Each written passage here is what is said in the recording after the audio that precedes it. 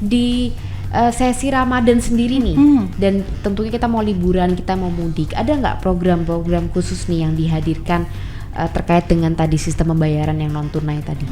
Tips amannya kalau kita bertransaksi digital lah, itu kayak apa sih? Jadi sekarang kris itu bisa dipakai hanya dengan ya. mendekatkan smartphone atau gadget teman-teman ya Sobat Rupiah itu ke mesin readernya gitu. Nah itu nanti udah. Halo Sobat Rupiah, ketemu lagi dengan saya Gita di Angkringan Podcast BI Jateng. Halo.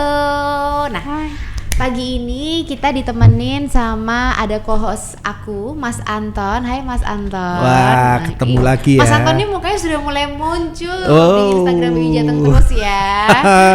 Ini kayaknya mau estafet apa gimana nih? Kegeret-geret Mbak Gita.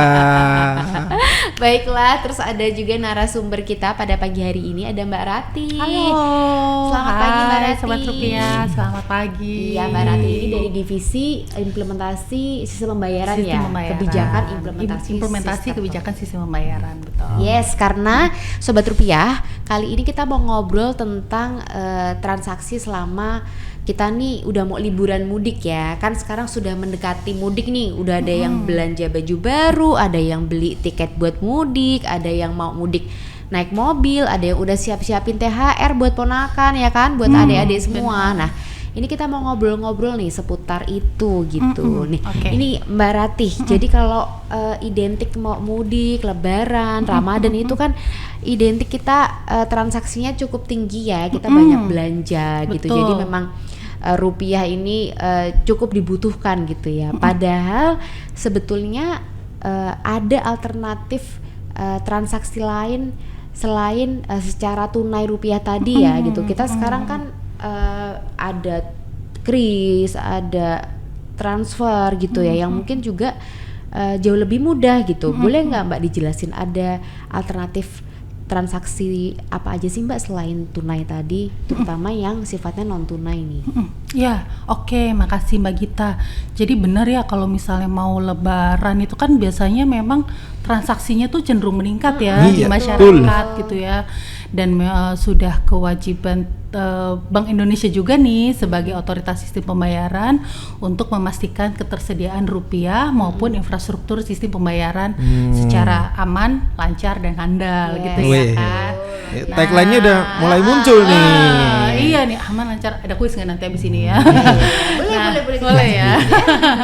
Nah, jadi benar tadi selain kita memastikan ketersediaan uang rupiah, kita juga memfasilitasi dari sisi infrastruktur gitu. Nah, ada alternatif nih untuk bertransaksi ya kan secara non tunai. Tadi Mbak Gita udah sebut beberapa, ada kris ya kan, tiap hari pakai tuh. Tiap hari pakai kan. Kalau yang anak-anak jajan pasti pakai ya kan. Terus ada APMK atau alat pembayaran menggunakan kartu. Nah, ini bisa pakai kartu kredit, kartu debit ya kan. Debit tuh masuknya APMK itu ya. Betul. Terus ada juga uang elektronik ya kan. Yang bisa buat ngetap itu. Yang buat ngetap ya kan. Ini biasanya ada di digital, dompet digital atau aplikasi-aplikasi mobile banking. Nah, jadi udah makin banyak nih ya kan, pilihannya semakin beragam buat masyarakat. Jadi biar masyarakat memperoleh kemudahan gitu ya dalam dan bisa memilih ya. Bisa memilih lebih nyaman, yang lebih fit gitu. yang mana, nyaman yang mana. Betul, gitu ya. Gitu. Keren itu banget sih intinya. Mbak. Dan itu sudah ada infrastrukturnya, sudah dipikirkan oleh Bank Indonesia juga ya Mas Afan ya. Jadi gak usah khawatir gitu. Itu akan bisa uang itu berpindah tuh dengan cepat gitu ya. Jadi transaksinya serba satset gitu. Satset gitu. Bayar pokoknya. Tapi kan termasuk ini kan inovasi Bank Indonesia yang di sistem pembayaran itu terus berinovasi ya. Yang dulu kita mungkin kalau Lebaran tuh ya identiknya pakai uang tunai ya kan kemana-mana. Tapi sekarang kita udah kemana-mana itu bisa ya pakai APMK tadi, pakai kris ya kan. Even sekarang kris pun dia udah berkembang gitu. Nggak cuman bisa di UMKM yang foto gitu enggak. Sekarang kris udah berubah. Ada banyak yang dulu tuh udah sempat launching tuh merchant presented mode. Jadi Yes. kita nyeken di merchant di tokonya. Nah itu toko ya, nah QR-nya itu toko. itu namanya yang MPM. Ada yang CRIS CPM yang customer presented mode. Dia jadi customernya Kasirnya yang nunjukin ke Iya, kasir. betul. Nah, Karena pertama ke kali kasir. kok, saya mau bayar tapi saya yang diminta tunjuk, dia Nah, minta QR, terus QR. kasirnya yang malah nyeken gitu. Iya, itu ada tuh biasanya banyak. di toko-toko Nah, retail ya. Iya, betul. Ada retail, terus ada juga yang namanya CRIS border. Jadi Cross antar border. negara, cross border, CRIS cross border. Jadi udah antar negara. Sekarang di Thailand, di Singapura kita udah bisa Malaysia, pakai Malaysia, ya kan? kita udah bisa Masih pakai pakai CRIS. kris. Jadi setelah itu ada CRIS tuntas, kita bisa tarik tunai pakai CRIS. Udah CRIS udah macam-macam. Iya, Tapi luar biasa kayaknya banget ya, kemarin itu saya baca berita ada satu lagi kayaknya yang di Inovasi baru ya? inovasi baru. Iya. Itu ada CRIS tab kalau nggak salah itu. Iya. Itu gimana sih? Benar banget Mas Anton. Jadi ini inovasi CRIS ini terus berkembang ya fiturnya ya dari zaman ke zaman gitu. Jadi tadi yang awalnya udah dari CRIS MPM, CPM, apa segala macam yang mungkin teman-teman udah familiar gitu. Terus cross border ya kan. Jadi sekarang tuh bener-bener masyarakat bisa bertransaksi tanpa batas ya kan. Tidak ada jarak di antara kita gitu ya kan. Nah terus kemudian yang terbaru banget nih, ini fresh from the oven, fresh banget, baru diluncurkan tanggal 14 Maret kemarin sama Gubernur Bank Indonesia Baru ya, beberapa Bapak hari Peri lalu Warjio. ya. Baru beberapa hari Masih lalu. masih anget nih. Masih anget. Itu namanya CRIS Tab atau CRIS tanpa pindai. Jadi sekarang CRIS itu bisa dipakai hanya dengan mendekatkan smartphone atau gadget teman-teman ya Sobat Rupiah itu ke mesin readernya gitu. Nah itu nanti udah langsung terbaca tuh kan saldo dan sudah bisa terbaca nominal transaksinya berapa, udah bisa langsung sat. Jadi ini berbasis NFC. Oh, ya gitu. berarti handphone yang sudah ada NFC-nya. Handphone sudah ada yang ada NFC-nya. Cuman sekarang karena masih dalam tahap pengembangan nih, itu baru tersedia di smartphone yang berbasis Android. Gitu. Mungkin nanti kedepannya harapannya sih bisa diperluas bisa ke semuanya. Ini sudah mulai bisa dipakai di berbagai layanan publik ya kan, misal kayak di transportasi umum, terus kemudian ada di rumah sakit gitu. Nah ini masih pengembangan tahap-tahap awal kan. Nah pastinya nanti itu akan diperluas ke berbagai merchant di berbagai sektor, termasuk di wilayah Jateng. Jadi makin banyak alternatif kita untuk bertransaksi. Pas mudik jadi nggak usah khawatir. Yang penting pastikan aja saldonya ada. Itu yang paling penting. Itu aja udah. Masalah saldo ya kan. Itu aja. Basic banget. Setelah semua kecanggihan ini yang utama adalah saldo harus tersedia Itu gitu dia ya Sobat Rupiah. Betul. Nggak perlu banyak, tapi kalau mau belanja cukup. Secukupnya. Bisa buat belanja itu aja. Bahkan Gitu. nggak boleh berlebih ya. Kita betul. harus belanja bijak. Jadi secukupnya saja. Secukupnya.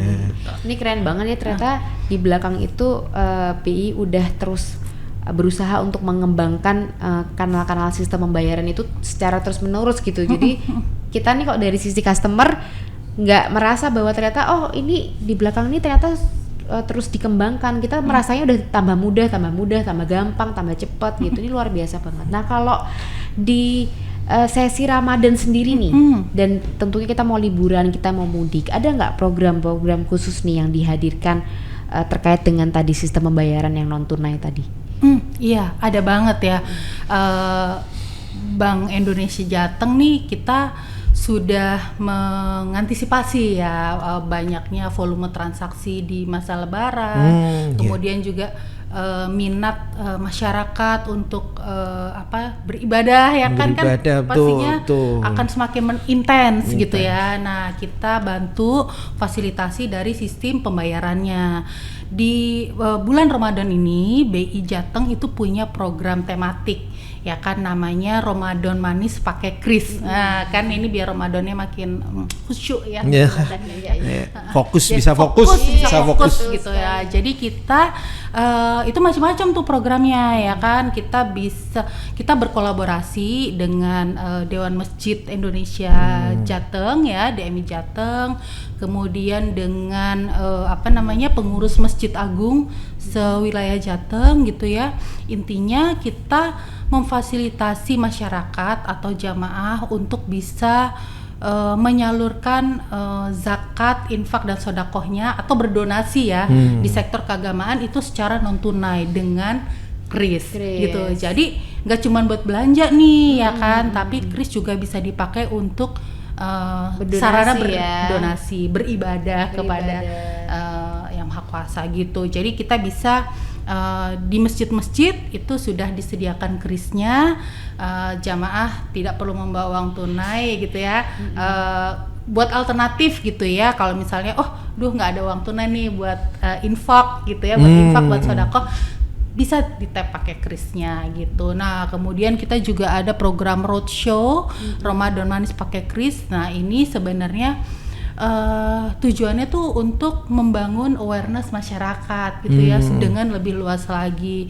Kita kerjasama sama Civitas Akademika, kemudian segmen ke pelajar ya kan, di sekolah-sekolah, pondok pesantren, UMKM, banyak lah gitu. Jadi kita membangun awareness dengan melaksanakan program kegiatan edukasi secara masif gitu ya. Ini kita kolaps juga loh. Kita nggak jalan sendirian. Kita sama teman-teman PUR, sama teman-teman dari pengawasan ya, yang untuk penguatan pelindungan konsumennya. Kita kerjasama sama perbankan. Banyak pihak deh pokoknya. Intinya kita kolaps ya. Benar-benar masif ya. Tujuannya untuk tadi menghadirkan kemudahan bagi masyarakat. Betul. Gitu. Karena kalau saya mau tarawih itu juga kadang-kadang kayak lupa bawa uang gitu kan, betul. Atau kita kadang-kadang aku adanya mau pecahan sekian gitu.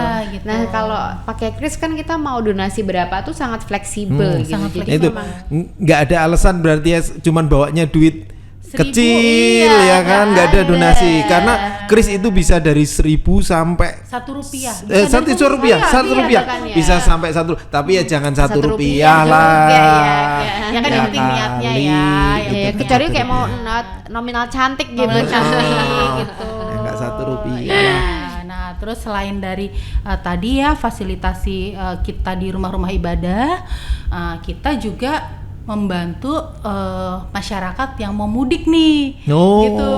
Nah ini tadi program di awal Mbak Gita udah bilang kan udah persiapan nih, ada yang mudik naik mobil umum, bawa mobil sendiri gitu-gitu. Nah kan biasanya udah hektik nih ya di tol ya kan. Nah kita juga membantu memastikan elektronifikasi sistem pembayaran di jalan tol gitu.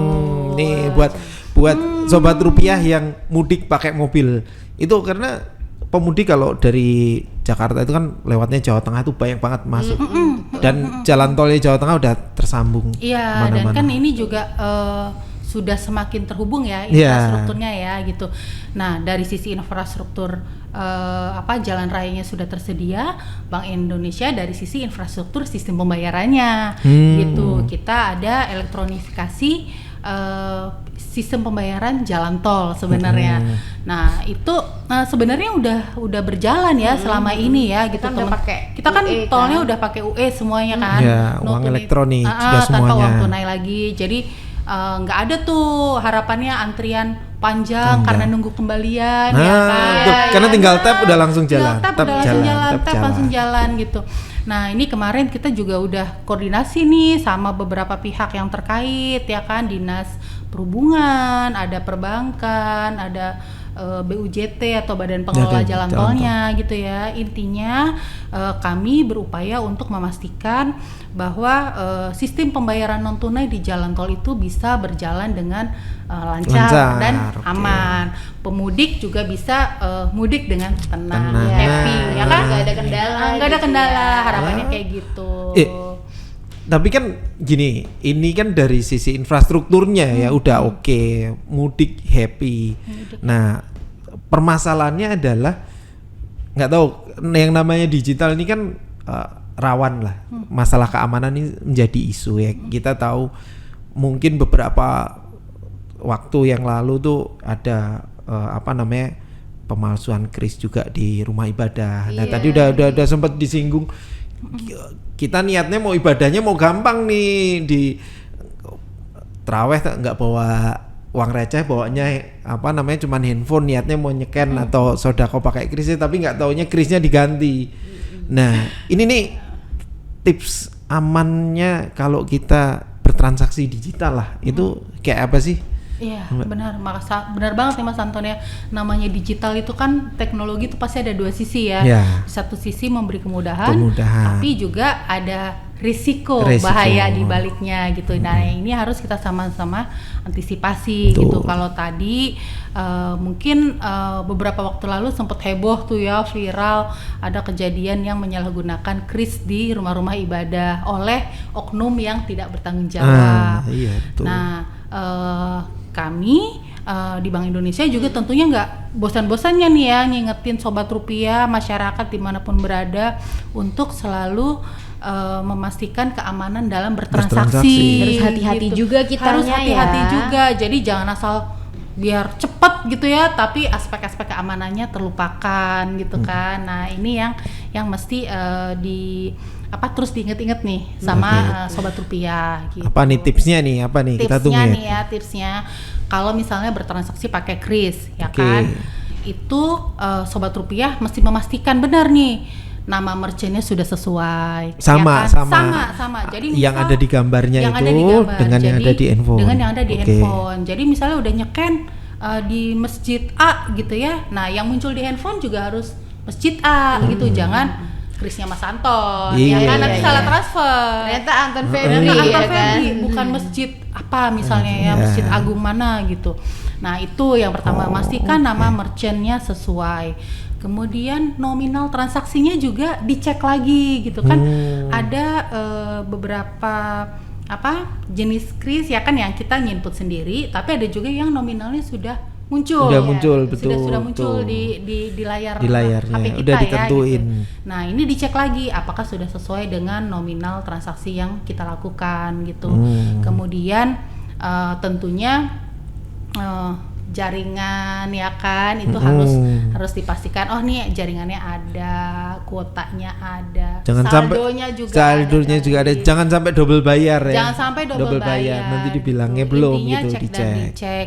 Terus kalau misalnya ada kita memasukkan kode rahasia nih, misal password ya kan, PIN atau apapun, itu pastikan tidak ada orang di sekitar kita yang bisa melihat gitu. Intinya kita harus menjaga keamanan identitas rahasia kita. Iya, dan gitu. itu sebenarnya konsepnya sama lah ya, kayak kita transaksi pakai uang fisik pun, basicnya kan kita juga harus hati-hati kan. Harus hati-hati. Ibaratnya kita bawa dompet juga, dompet jangan dibuka-buka, duit jangan dicecer-cecer, tas juga ditutup gitu ya, biar nggak kena copet. Sebenarnya konsepnya harus hati-hati gitu, harus hati-hati, harus aware gitu kan. Kalau di rupiah, misalnya di transaksi tunai kita harus memastikan keaslian rupiah nih, iya, misalnya betul. ada 3D, ada 5 jangan dan sebagainya. Di non tunai pun juga sama, intinya kita harus hati-hati gitu. Nah, kemudian kalau misalnya tadi nih yang di jalan tol nih ya kan, nah itu kan untuk biar kita tidak terkendala pada saat kita melakukan perjalanan. Nah, Sobat Rupiah perlu memastikan juga ketersediaan saldo UE-nya udah cukup, biar nggak ngantri yang belakangnya, biar nggak nyantri, iya, gitu kan, di belakangnya nanti kan menghambat pemudik yang lain ya. Nggak kan? cuman ngantri, biasanya minjem belakangnya itu yang masalah. Tapi kalau ngetap satu kartu untuk 2 kendaraan tuh kena denda, nggak boleh ya kan, makanya baca di keluar di gerbang mana gitu kan. Betul. Makanya saldonya UE-nya itu harus dipastikan sudah terisi sesuai nominal yang dibutuhkan. Kemudian Sobat Rupiah juga harus menyimpan nih kontak center dari PJP-nya, penyelenggara jasa pembayarannya. Jadi anytime ada kendala di lapangan, misal kok top up kagak masuk ya gitu. Terus kok ini susah ya nggak, atau kedebit 2 kali atau apa, bisa langsung menghubungi PJP-nya gitu di kontak yang resmi gitu ya, jangan yang abal-abal. Iya, jadi intinya customer itu juga harus selain hati-hati juga harus aware. Balik lagi dalam hal apapun itu kita jangan mendadak gitu ya, karena kita tidak bisa kontrol sesuatu. Kadang ada situasi yang tidak bisa kita kontrol gitu kan terjadi. Jadi buat sobat rupiah yang mau mudik juga jangan lupa pastikan saldonya cukup ya kan. Betul sekali. Gitu. Jadi supaya mudiknya lancar. Nah, mungkin gitu ya. Tadi kita udah menyimak banyak banget nih inovasi dari Bank Indonesia ya di bidang sistem pembayaran non tunai, mulai dari KRIS-nya tadi sudah dikembangkan. Fasilitasi sistem pembayarannya nggak cuman KRIS ya, ada yang pakai kartu, ada yang bisa ngetap pakai handphone. Iya, betul. Udah makin canggih sekarang lah, udah gampang lah, makanya gampang lah. sekarang orang tuh dompet makin tipis. Iya. Ya di samping kartunya makin dikit, saldonya juga ya kan. Jangan dong saldonya. Ininya apa namanya? Bawa cashnya ya, bawa cashnya makin cashnya. dikit, tapi apa namanya? Karena udah berubah di Udah rasanya udah ayam, ada Kris. Udah ayam, betul. Oke, thank you deh Mbak Rati udah sharing-sharing. Terima kasih kembali Mbak Gita. Iya, sama-sama. Nah, Ini ini. Sobat Rupiah, jangan lupa nanti untuk mudik, liburan, lebaran silahkan bertransaksi selain tunai, ada juga yang non tunai yang sudah kita jelasin tadi. Dan jangan lupa seperti tadi Mbak Rati udah menyampaikan ya, kalau transaksi itu kalau yang non tunai nih yang terutama harus hati-hati juga, harus aware juga. Kalau transaksi pakai KRIS, antara yang kita scan namanya dengan yang muncul di mobile banking kita, pastikan harus sesuai ya Mas Anton. Nah, itu kalau pakai kartu jangan di-share passwordnya, atau pinnya itu jangan di-share. Yes. Jadi pastikan ini. Ya. Jadi kalau teman-teman menerapkan ini semua, dipastikan nanti liburannya bakal lebih gampang, mudah, gembira dan nyaman. Aman tentunya. Dan aman bertransaksinya. Oke. Oke, terima kasih Sobat Rupiah sudah stay sama kita di podcast Angkringan BI Jateng. Sampai ketemu di podcast Angkringan BI Jateng berikutnya. Dadah. Terima kasih. Bye-bye. Bye-bye. Selamat liburan semuanya. Ya. Selamat mudik.